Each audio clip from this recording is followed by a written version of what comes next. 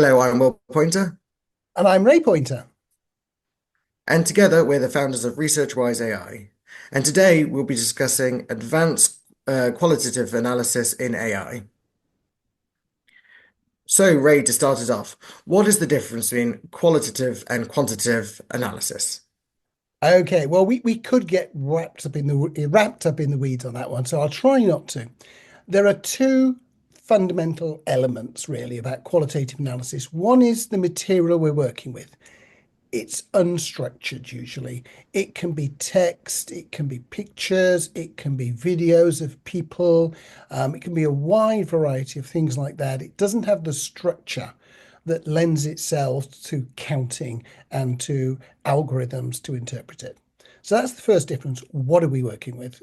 The second is how we're working with it. What we're doing is we're leveraging the human brain. We're not relying on algorithms. We're not relying on methods that can be readily duplicated and rolled out. We have people who have learned about how to interpret human interactions so that they can produce findings that are useful to decision makers. It's essentially subjective. It's highly trained, and you bring in all sorts of objective bits and pieces. But the fundamental piece is the human brain, as opposed to the fundamental piece being an algorithm. And in working up to our headline topic, how are people using AI today for non-advanced qual? Yeah, I mean, they're making a lot of use of it, and there are two classic cases. The first is they use it to turn unstructured information into structured information so they can do quant. We can use it to do sentiment analysis. We can do it to code open-ended statements. So none of that is real qualitative analysis. What we're doing is we're operationalizing the process so that we can do quant. The second is a little bit better. We can ask it to summarize. So we've got a whole bunch of open-ended comments, and we say to the LLM, please give me a summary of what people are saying. And that's interesting and it can be useful, but it really isn't very advanced. It's like asking the intern to read a whole set of things and they will give you a reasonable summary, but it's not going to get into what it really means, how you use it, how to answer business questions. So following on from that, what do people mean then by advanced qual? So there is about 100 years of really good academic theory and then practice around how do we interpret language, how do we interpret signs and symbols and messages in a way that allows us to understand them. So there are tools like grounded theory, like narrative analysis, like discourse analysis that look at this unstructured information in ways that allow you to extract much more meaning from what's going on there. It's not just at the superficial level, but it's actually getting to the structure of the meaning and linking it to a wider set of knowledge. And that is what I mean by advanced qualitative analysis. Thank you. That makes a lot of sense. Whenever we're adopting new technology, new methodologies, whenever we're disrupting tried and tested techniques, we always have to ask ourselves, what are the risks of doing this way? So, what are the risks around using AI for qual analysis? So I think the two biggest risks, the first one is well known, it's really obvious, it's hallucinations. It's telling you something which is not in the data. So you ask it a question and there is nothing in the data that actually answers it, so it makes up an answer.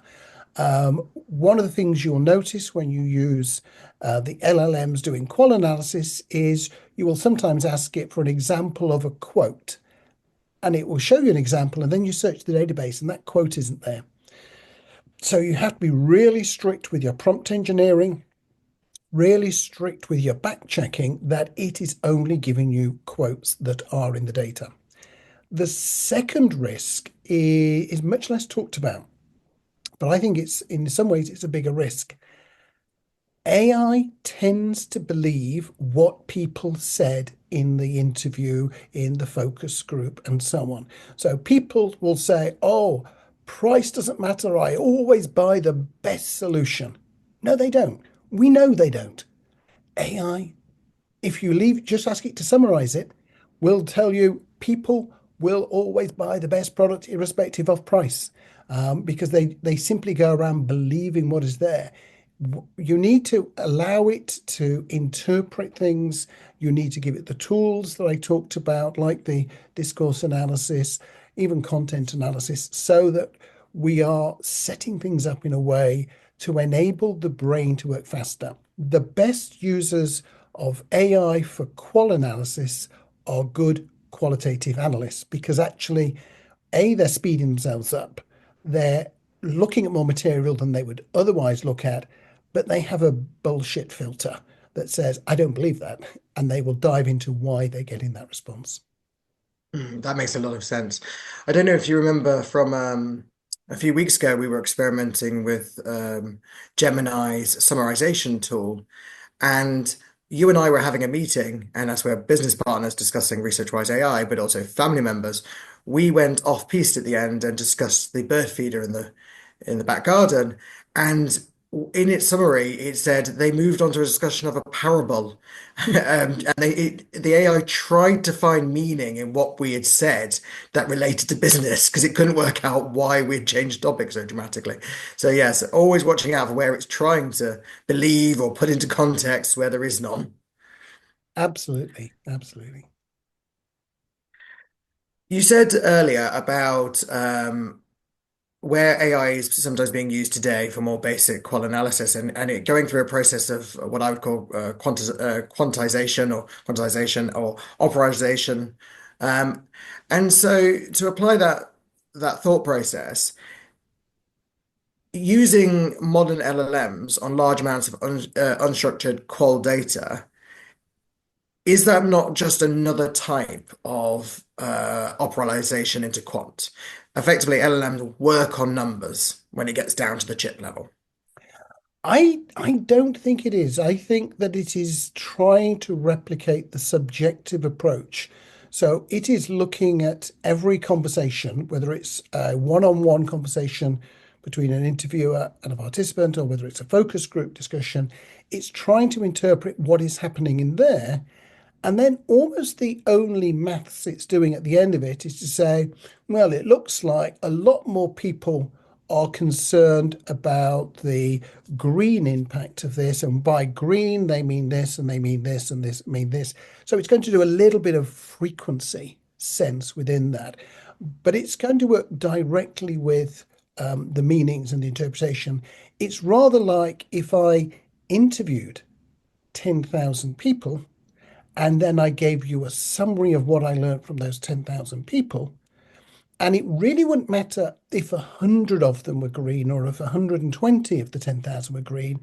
I would say what these people liked was this, but actually they were a tiny minority because of this.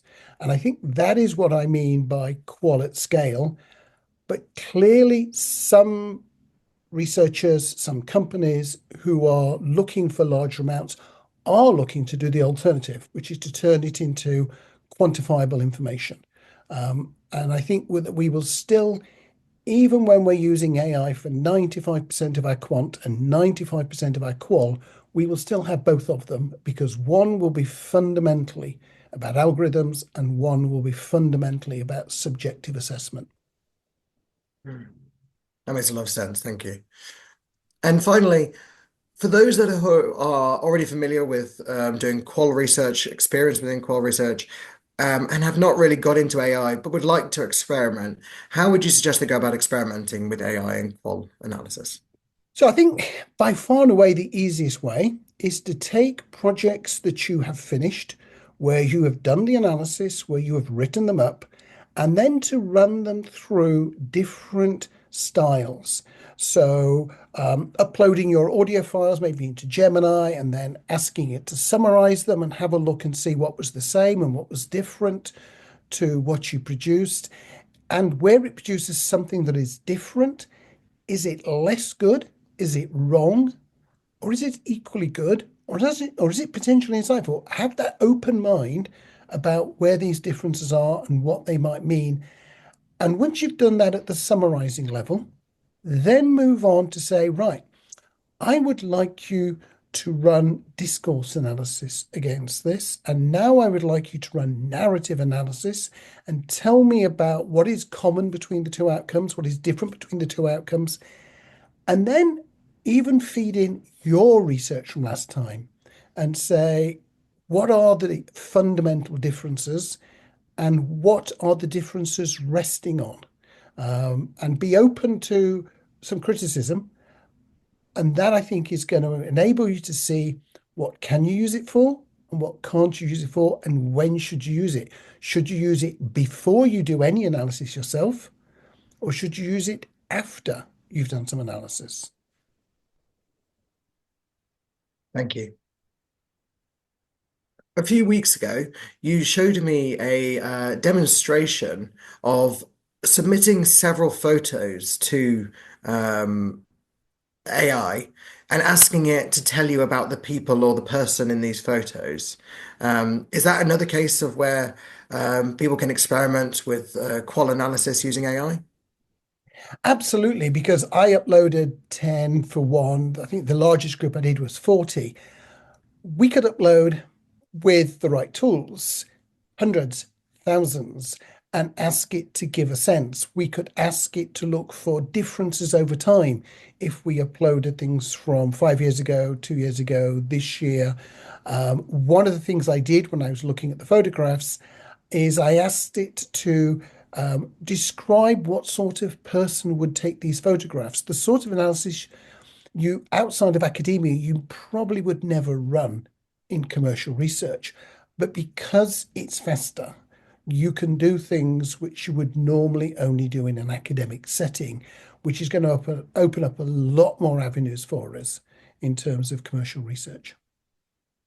Brilliant. Well, thank you for that, Ray. And thank you for everyone listening for joining us with Talking AI by ResearchWise AI. Thanks.